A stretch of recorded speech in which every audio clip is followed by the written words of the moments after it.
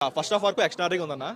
So hero entries అయినా సరే, లేదంటే ఫస్ట్ హాఫ్లో వచ్చే బీజం అయినా సరే, ఎలివేషన్ సీన్స్ అయినా సరే, లేదంటే డిఓపి అయినా సరే, అంతా ఫ్రెష్గా అనిపించింది, కొత్తగా అనిపించింది. అండ్ తెలుగులో ఈ మధ్య వచ్చిన రీసెంట్ యాక్షన్ మూవీస్ అన్నిటికంటే ఒక కొత్తగా అనిపించింది. ఆ ఫస్ట్ హాఫ్ వరకు చాలా బాగుందన్న. కానీ సెకండ్ హాఫ్ వచ్చేసరికి ఆ ఫ్లాష్ బ్యాక్లో వచ్చే ఒక డాకు ట్రాన్స్ఫర్మేషన్ సీన్ తప్పించి మిగతా అంతా కంప్లీట్గా రొటీన్లా ఒక ప్రిడిక్టబుల్లా అనిపించింది. యాక్షన్ వరకు బాగుంది, కానీ కంప్లీట్ ఓవరాల్ స్టోరీ చూసుకున్నప్పుడు కంప్లీట్ ప్రెడిక్టబుల్ అనిపించింది. మనం ఇంతకుముందు బాలయ్యబాబు మూవీస్లో చూసిన స్టోరీలని తిప్పి తిప్పి తీసినట్టు అనిపించింది. అంటే యాక్చువల్‌గా బాలయ్య గారిని భయపడి తప్ప ఎవరు హ్యాండిల్ చేయలేరంటున్నారు. అది బాబీ గారు ఏమైనా హ్యాపీగా హ్యాండిల్ చేశారా? హ్యాపీగా హ్యాండిల్ చేశారన్న. ఇంతకు ముందు బాలయ్య బాబుని ఇంత స్టైలిష్గా ఎవరు చూపించలేదు. ఆ పాయింట్లో అయితే డైరెక్టర్ 100% సక్సెస్ఫుల్ అయ్యాడు. అండ్ ఒక స్టోరీ విషయంలో ఇంకొంచెం కేర్ తీసుకుంటే బాగుంటుంది. కంప్లీట్గా వాళ్ళు ఓవరాల్ మాస్ సీన్స్ మీద కాన్సన్ట్రేట్ చేశారు. అది కాకుండా స్టోరీ స్క్రీన్ ప్లే కూడా మంచిగా తీసుకుంటే బాగుంటుంది. అంటే పెట్టిన బడ్జెట్‌కి విజువల్స్‌కి అన్ని పర్లేదా? 100% వాళ్ళు పెట్టిన ప్రతి రూపాయి కూడా ఫస్ట్ హాఫ్లో కనిపిస్తుంది. అండ్ సెకండ్ హాఫ్ కూడా వాళ్ళ ఫ్లాష్ బ్యాక్ సీన్స్ కూడా చాలా రిచ్గా ఉంది. అంటే వాళ్ళు పెట్టిన ప్రతి రూపాయి స్క్రీన్ లో కనిపిస్తుంది. బాలయ్య బాబు గారు చాలా అందంగా కనిపించారు. చాలా స్టైలిష్ గా కనిపించారు. చాలా హ్యాపీ ఫీల్ అయ్యారు. చాలా అసలు తన గెటప్స్ అయినా సరే, తన డ్రెస్సెస్ అయినా సరే, ఒక హీరోని డైరెక్ట్ చేస్తే ఎలా ఉంటుందో అలా డైరెక్ట్ చేశాడు. ఎక్స్ట్రాడినరీ. తమన్ మ్యూజిక్ గురించి చెప్పండి. ప్రతి సీన్ లేపింది తమన్. సినిమాకి ఏదైనా ఫస్ట్ పాజిటివ్ ఉండేది తమనే. మనకి తమిళ్లో జైలర్ మూవీ అనేది, విక్రమ్ మూవీస్ అనేది, వాటికి మెయిన్ పాయింట్ వచ్చేసి అనిరుద్ బీజియం. సో ఆ లెవెల్ బీజియం మనకి తమన్ దీనికైతే కొట్టాడు.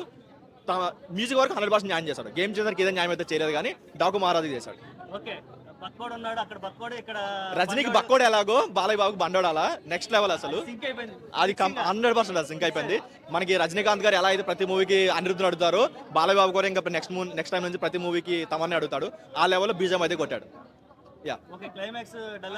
ప్రతిగా సెకండ్ హాఫ్ కంప్లీట్ గా ప్రెడిక్టబుల్ అన్న. ఏదైతే డాకు ట్రాన్స్ఫర్మేషన్ ఒకటి, యాక్షన్ ఒకటి బాగుంది, కానీ కంప్లీట్ గా ప్రెడిక్టబుల్ స్టోరీ. క్లైమాక్స్ కూడా అంత కొత్తగా అనిపించలేదు. ఇంటర్వల్ బ్యాంక్ కూడా బాగుంది, కానీ ఈజీగా గెస్ చేసేయచ్చు. అంటే ఎందుకు ఫస్ట్ నుంచి వాళ్ళు ఓపెన్ గా తీసుకున్నారు, ఇతనే డాకు మారాలని తీసుకున్నారు కాబట్టి అంత వా ఫ్యాక్టర్ అనిపించలేదు. మేబీ అది హైట్ చేసుకుంటూ తీసుంటే వా ఫ్యాక్టర్ లా ఉండేదేమో. ఓవరాల్ గా సంక్రాంతి పాప క్యారెక్టర్ బాగుంది. విలన్ క్యారెక్టర్ కూడా ఇంకొంచెం బాగా చూపించడం బాగుంది అనిపించింది. అది కూడా ఏదో లేపుతున్నారు, కానీ అంత కనెక్ట్ అయితే అవ్వలేకపోయాం విలన్ క్యారెక్టర్.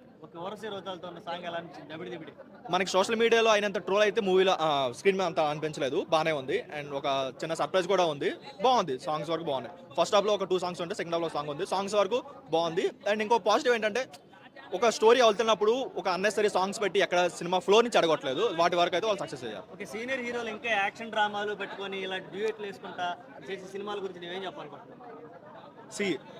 ఈ మూవీ వరకు అయితే ఆయనకి కొంచెం క్యారెక్టర్ ఏజ్కి తగ్గట్టు క్యారెక్టర్ చేశాడు. ఎక్కడ కూడా ఒక డ్యూయట్ అలా ఏం చేయలేదు.